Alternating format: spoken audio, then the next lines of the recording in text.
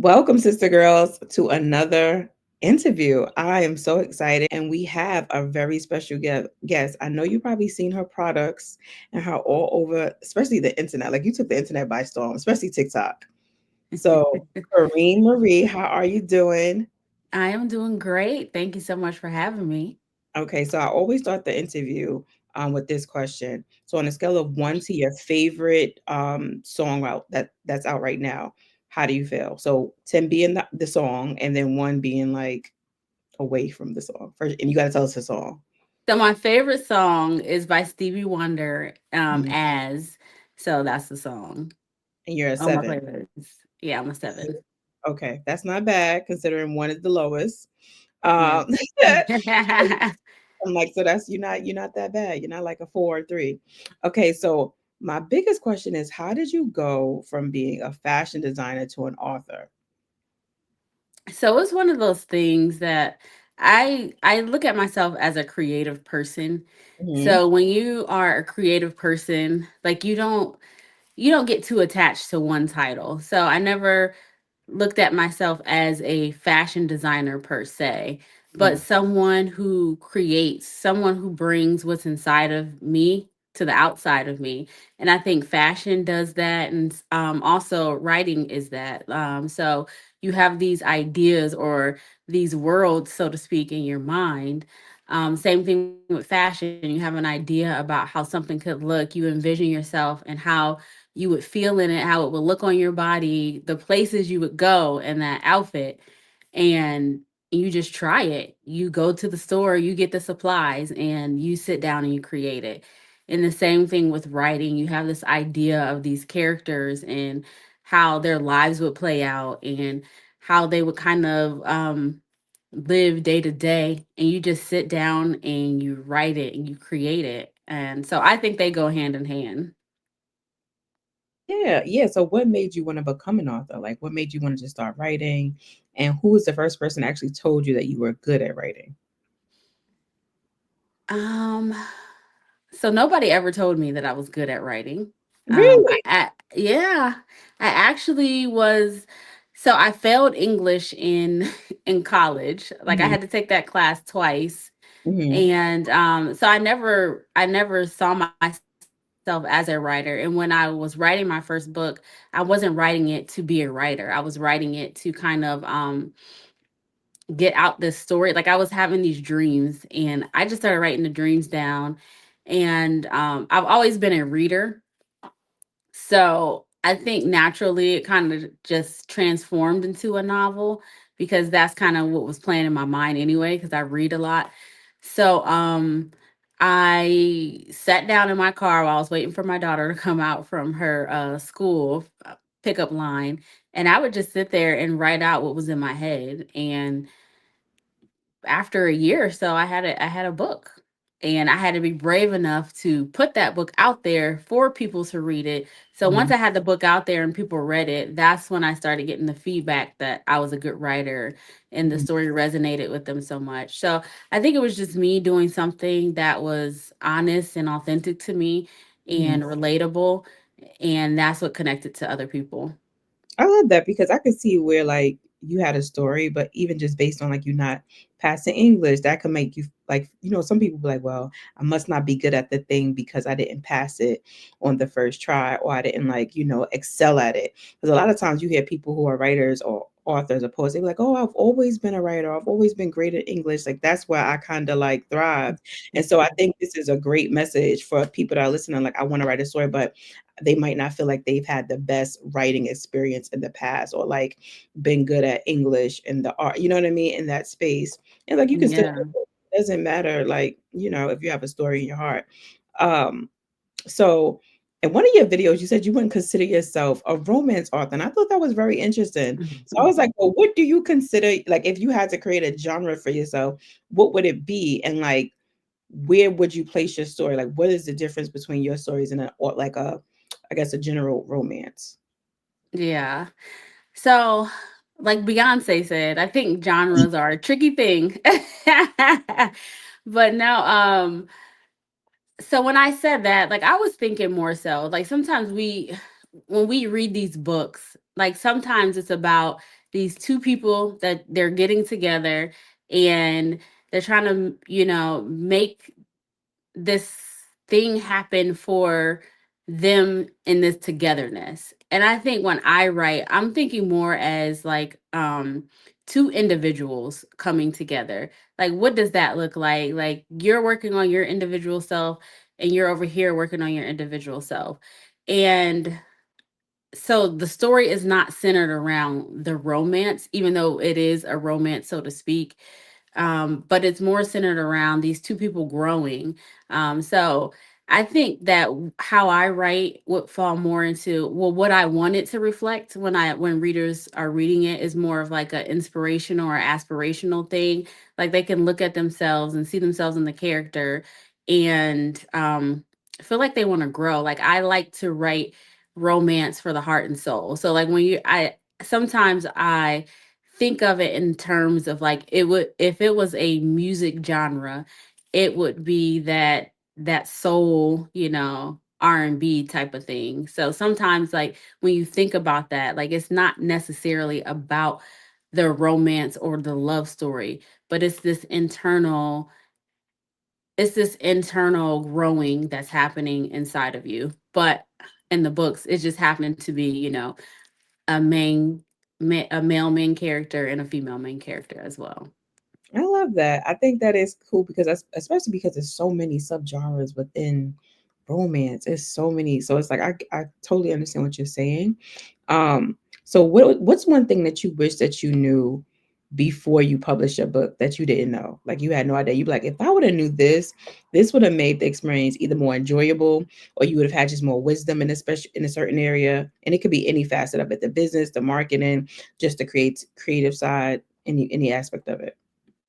Yeah, I think it's the marketing and the when you go back and think about what you wish you have known, like all of that stuff you get from like going through it. So there's so much that happens when you just decide to do something. Like I'm just gonna publish this book. I'm just gonna write the book, and there's so many things that I did wrong that I would go back and fix. So even I think one of the biggest things is the marketing. Like you really have, and this is something that I have been doing with my bookmark. Like you really have to lean into your power of you, like your creativity, like anything that you have going on for yourself. I use my sewing skills.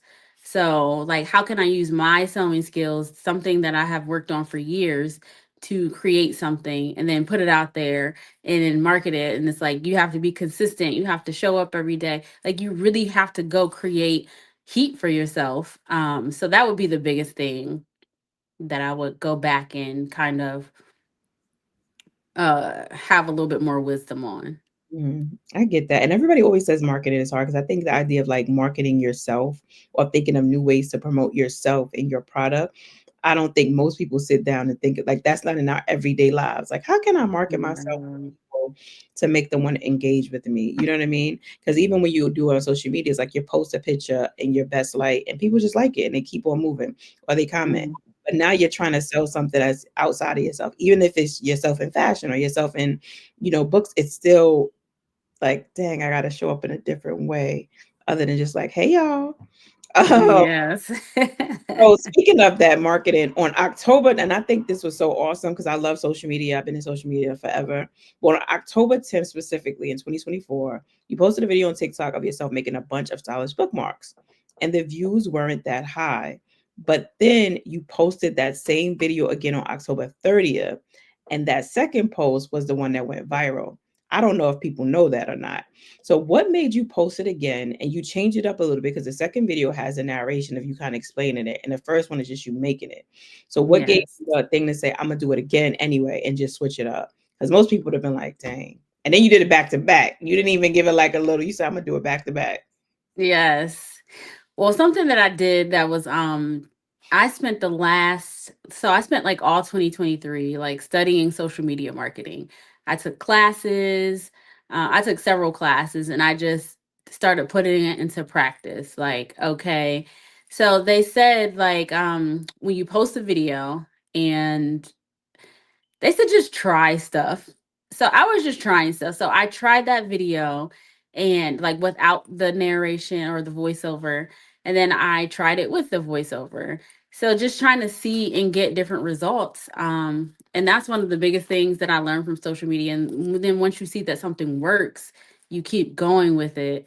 So that was a product of some of the classes that I took and me just trying the information that I learned. I love that because a lot of people would have been like, you know what, it flopped or it didn't do as well as I wanted it to do. Let me just go do something totally different. You took the same video, was like, girl, let me just remix this and just see what's gonna happen. And then like it really took off.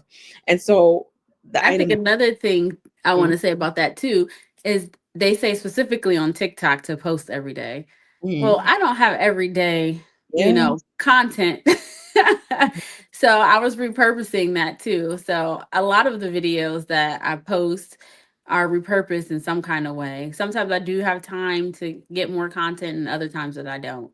So that was one of the things that I was like, okay, I'm going to take some old footage that I had and figure out how to use it in a different way. And that point, it was just the voiceover. Like that's the part that I'm going to change.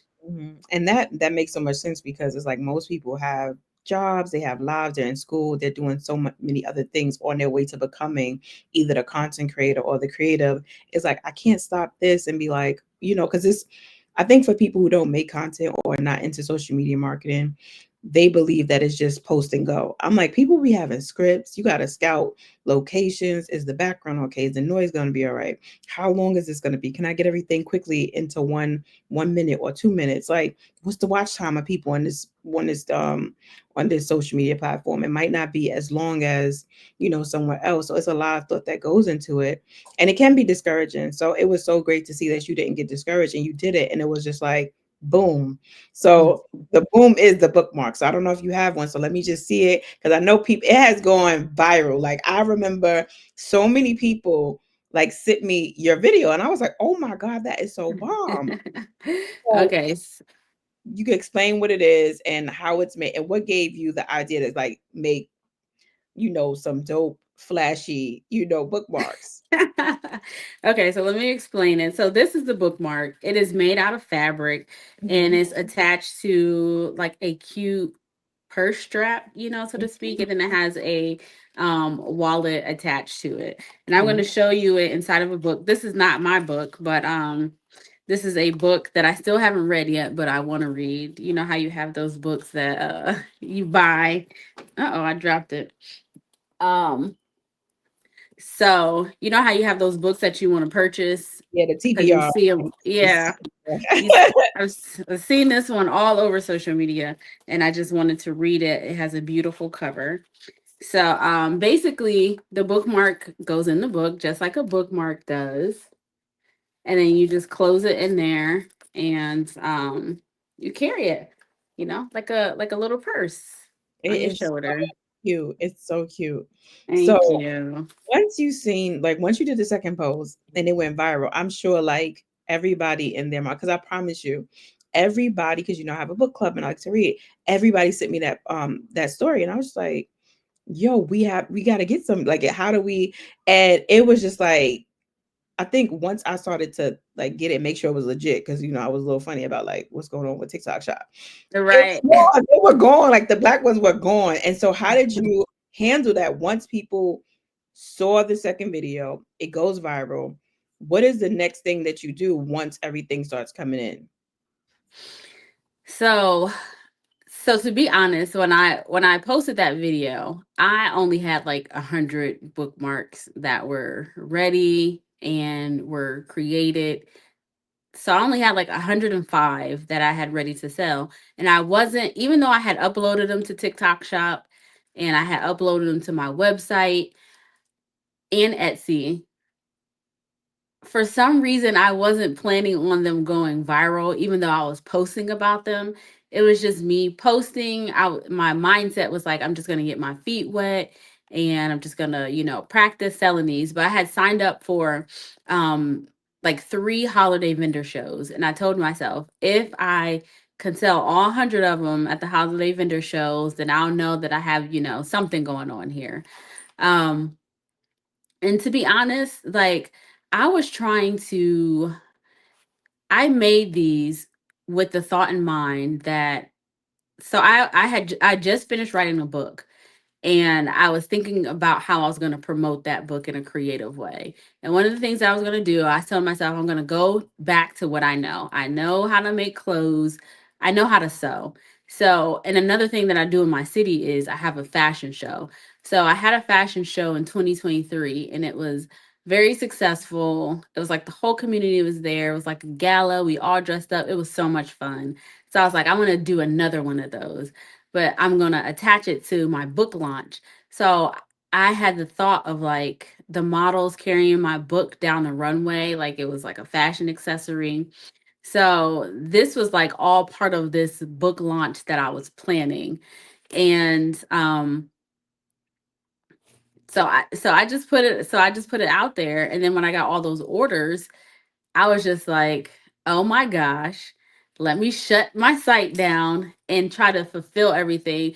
So at first everything on like back order. And then I was like to 1,000 orders, and I just felt overwhelmed. I was like, I have people's money. I Mhm. got to get all this, I got to make all these bookmarks. And I just felt overwhelmed because I was up from literally like, I would wake up at like 4 a.m., sometimes before 4 a.m. 4 a.m., it would be going until like after midnight until I couldn't even keep my eyes open anymore. And I was like, this is not sustainable. I'm not Mhm. going to function, like I'm crashing out, a little bit right now. Um, so I shut my site down. I caught up, and everybody was like, they were so supportive. Yeah. Nobody was like messaging me, like, where's my bookmark at? I paid for it 3 weeks ago. It's after Christmas, like everybody was so supportive and nice. I was like, huh, like, look at that, So, yeah. I love that. First of all, the book community, I feel like is really like supportive anyway.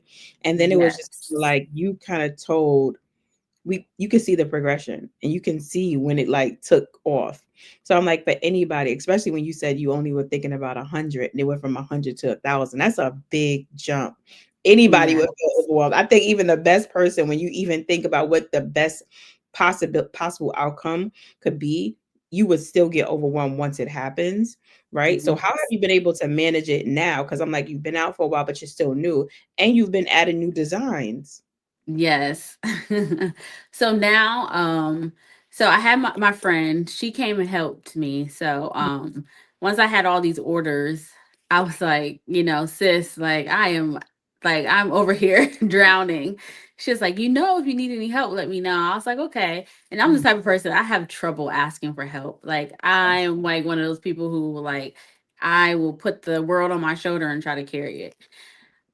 But one day I was just sitting there and I text her. I was like, you said if I needed help to reach Mhm. out. So this is me reaching out. And ever since then, she's been at my house like almost every day. Like I'll make the bookmarks and she's over there fulfilling orders. And she kind of helped me get like the orders down to like a couple pages because it was like pages and pages and pages of orders. She helped me organize, and she's still helping me to this day.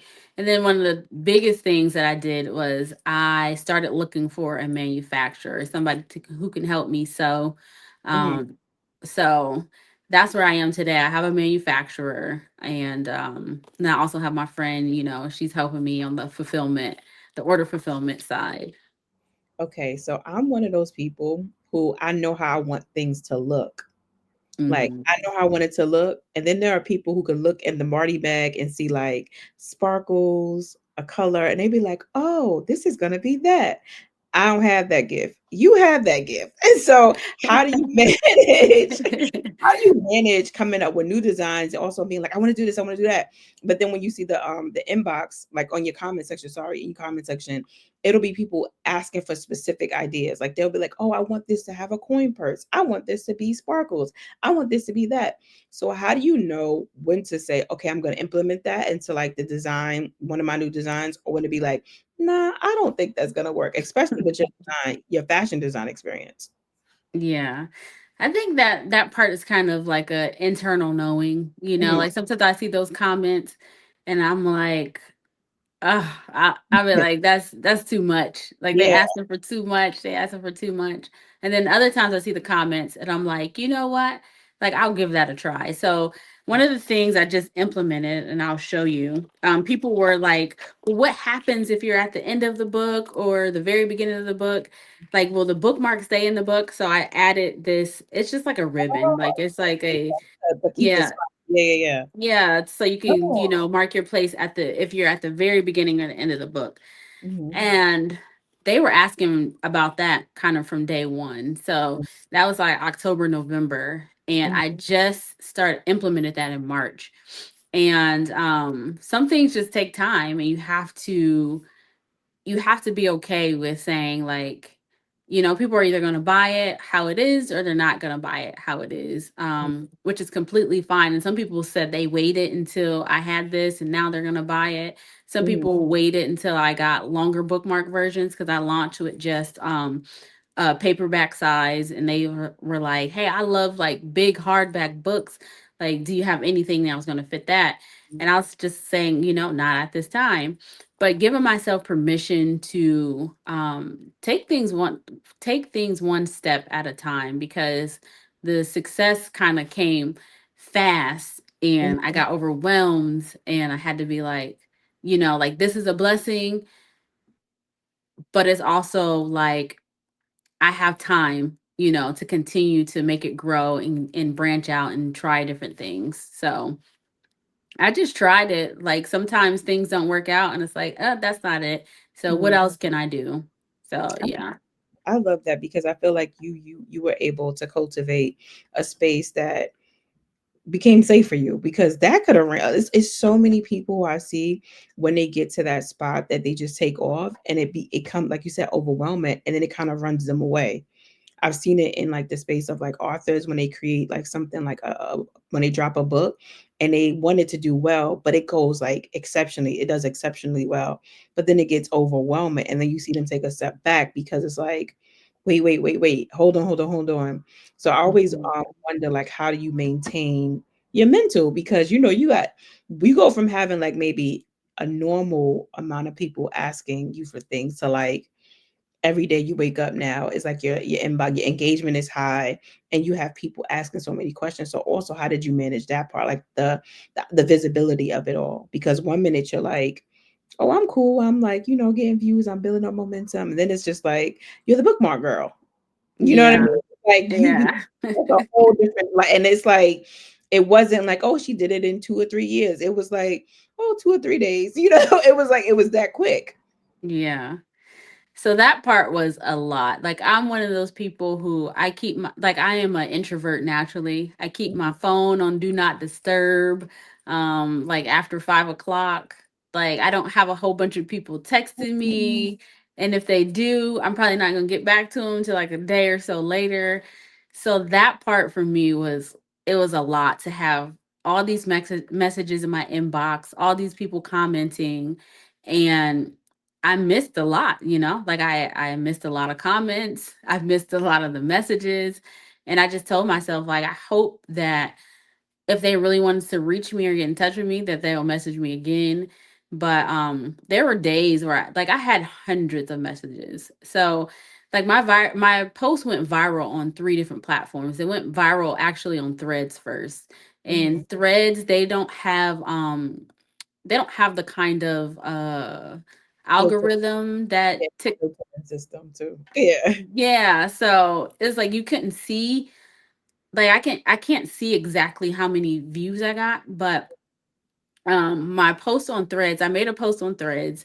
It had Mhm. like thousands of likes, and that's what like blew up my page first. So it was like or my storefront. So I was getting all these orders. They were coming in, coming in, coming in. One day I woke up, I was like, because it kind of happened like overnight, and I was like, what is this? I was like, is this real? And I kind of like went back and I was like, oh my gosh, my post on Threads. And then I posted that same post on TikTok. And then same thing, went viral on TikTok. Now, Instagram, it was a little bit, it took like maybe 2 months or 3 months later for me to go viral on Instagram. But I was making the same post that I was making on TikTok on Instagram. And on TikTok, they were getting hundreds of thousands of views, or the same video on TikTok that got over 1 million views on Instagram probably got like, 10,000 views. And I was like, okay, I don't know what's going on with Instagram, but I was like, okay. But then Instagram blew up February, so like last month, and I ended up getting like one video hit over 1 million views, and then another video hit over 3 million views, and then another floodgates of orders like kind of opened up, and I kind of did the same thing all over again in February. That happened when I first went viral on TikTok. So yeah, I to answer that question, I did not manage it well. It was months later that I was in my inbox like, okay, I'm finally going to message these people back. Um and I just had to know my capacity. And my capacity at that time was I need to get bookmarks orders out. I don't really have time to answer a lot of the questions that people were sending to my inbox. Mhm. So in a typical like day, how do you like do how does a book how long does take to make one bookmark? Because you're sewing everything by hand and it's a specific size and even the font is specific. How long does it take to make one bookmark, let alone like hundreds, a Yeah. thousand? So I timed myself, and I think to make one full bookmark, it takes about 5 minutes. Hmm. Um, so at that point, like sometimes I just sit down and I cut as many as I can, sew as many as I can throughout the day. And some days I'm just sitting there all day long, and I'll use that time to either listen to like an audiobook or watch podcasts. I kind of like do my learning and my working at the same time. So sometimes it feels good. Like it's exciting to wake up and be like, okay, I'm going to go fulfill orders, and I'm going to get to, listen to a great podcast or listen to a great book. So I like it. I think it's so dope too, because even when you're like promoting your bookmark, you're also promoting literature because you always have a book to go with the bookmark. And so can people, if you can tell us, do you have any like different or new designs that you're working on that we don't know about yet? Oh, absolutely. I have I have a few different designs. I have a lot up my sleeve. And I think that's the most fun part about creating something, is that you get to keep on reimagining it Mhm. and creating it in different ways and different designs. And it's just like being a clothing designer. Like Mhm. every designer, they come out with, a different color or a different style or a different way to wear it, or they release a spring collection and a summer collection and a fall collection. So my goal is like, right now I'm like solidifying like the structure and the foundation of the business. But after that, like I plan to have so much fun with it. I have so many different ideas of what I can do in different ways to, make content with it. So yeah, I'm just having fun right now. And one thing I wanted to ask you too is because, of course, when anything is successful online, you'll see somebody who decides that, you know what, swipe or no swiping, I can make the same thing and like start selling it too. So, what are your thoughts on that? Because I have thoughts, but what are your thoughts on that? And how do you feel because of, like I said, the visibility? Like once you are popular, people think, oh, I can make that because they are not seeing like you're sewing it, and you could tell a difference clearly of like Yeah. your bookmark because you put your name on it and everything. So how are you maintaining even knowing that your designs now and your future designs can be copied? And because this is the Wild Wild West, also known as social media, it's like so hard to like keep up with everything. Right. So this question, I honestly don't know how I feel. Like I feel two different ways, or maybe a few different ways. But first, when I saw some people copying it online, I was just like, I felt some kind of way, because I worked hard, especially like when I think about before I ever put it out on social media. Like I took my time.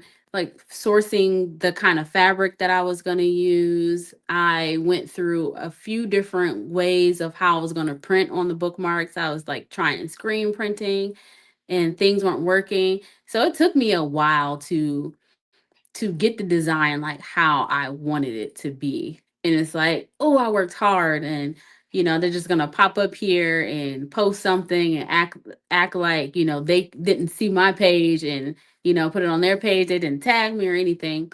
But then I thought about how hard I actually worked. And not even hard, how diligent I have worked. Like, I have been consistent, I have shown up every day on social media to get it to be able to go viral. I took the time to set up a storefront and a website and all of these things so that I can sell it. And sometimes I work 20-hour days, fulfilling the orders of the bookmark. So I think I rest and say, like, that part is comforting. Like, not everybody has that discipline in them. So maybe they can copy it, or maybe they will try to copy it, but you can't copy work ethic. And you also can't copy creativity. So they might be copying what they saw, but I have so many more ideas and so many other things that I plan on doing. So sometimes I'm like, just let it roll off your back. It's fine. Keep doing what you're doing. Don't focus on that. Focus forward on what you're doing, and everything is gonna be fine. I like that because I think a lot of times people it's like no, you don't want to let people get away with it because it's like it's not fair, you know. And I guess Mm. like even when you make your videos, you are literally at that sewing machine. I'm like, oh, wow, she really out here cutting. I didn't know that. I thought it just, I thought it was already like in mass production. In my mind, it's already in mass production. So I'm like, see, Mm. I'm like, he's actually, and then you also give business advice. So it's like you're not even like holding on to the information. You are giving out information yourself. So I think that is true because it can stifle you and it'll like interrupt your creativity when it's just like you got so many other ideas because you're creative by nature. So I guess my last question would be like, how do you maintain being an author and stuff while also doing this? And then are you going to build upon the bookmark? Like, is it going to be more stationary stuff? Is it going to just be bookmarks? Are you going to like expand and be like, oh, I'm doing everything, but in a different, more fashionable way? Because the girlies going to be eating when they go to like brunches and everything. People going to be like, oh my God, what's that? Yes. So, absolutely, I'm going to build upon the bookmark. So how do I maintain? So I told you at the beginning that I did just finish writing another book. Mm-hmm. Um so I was thankful that this kind of all happened after I finished that book. But it's still in like in the editing process. And I do have to go back to it because I kind of neglected it for a while, like these last 4 months that I've been doing the bookmark.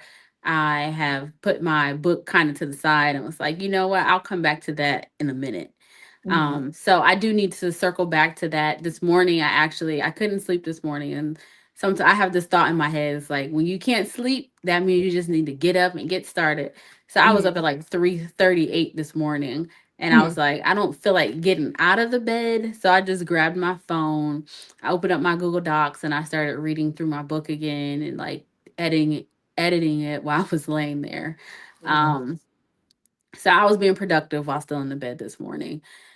So I need to have more of those kind of days because after this time change, I don't know if you're on the East Coast at all. I'm on the East Coast. I'm in New York. Oh So, yes, in New York. mhm, So this time change last week. I didn't know what day it was. I could not get myself together. I was like, oh my gosh. I was like, what is happening? Like, so after last week, I just threw last week away. This week I feel like, okay, I have goals. Like, I feel like I'm, ready to be more productive. I think this spring season too is like we're starting to see some better weather and things like that. So it always gets me in the mood to like, okay, it's bloom time, it's time for things to start growing back again.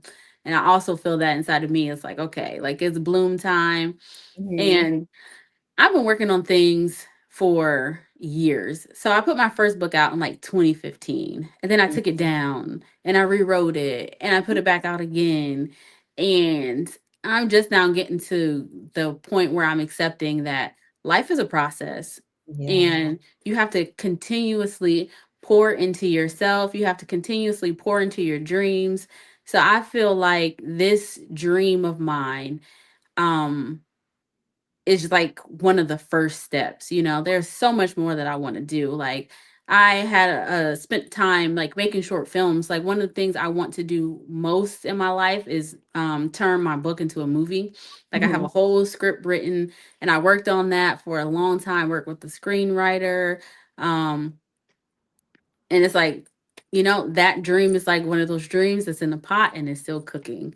Mhm. um my bookmark is one of those dreams, that's it's in the pot and it's still cooking. Even though it's having some success, it's still cooking. So there's so much more that I'm looking forward to doing. And I'm just living it out, day by day, getting up and doing what I can do in the moment, and pressing forward. I love that. Thank you so much for taking the time out to speak with me. Let people know where they can get the bookmark, where they can get your book as well, and just like how to keep up with you. Yes. So my social medias are at Love Corine Marie. That's Instagram and TikTok. And then my website is CorineMarie.com. You can purchase my bookmark there. It's also on Etsy, and it's on TikTok Shop if you like and trust TikTok Shop. Yes, let me tell you, I ordered something really small, like maybe I think 2 or 3 weeks ago, because I'm like, I feel like everybody getting something, and I finally got something. I got it, and it came. It was quick. It was good. I was like, all right, TikTok shop, I'm with you. We here. I was a little bit worried, but now we here. So, and Yes. that's so great because people are on the app so much. So it's like they could just buy your bookmarks and just buy everything you have right then. Right then, it's like a one-stop shop. So Yes. thank you so much. And I'm wishing you nothing but success because you have the heart for it. You didn't give up and you kept going. So I'm excited to see in the literary space what you're gonna do when it comes to like the fashionable bookmarks or what however you're gonna be styling us to make us look good. And then Yeah. also stories. So like I can't wait from the films to the books, the heights it's no ceiling. So I'm here Yeah. waiting. Thank you so much. Thank you so much for having me. This was a great interview. This was fun. Thank you.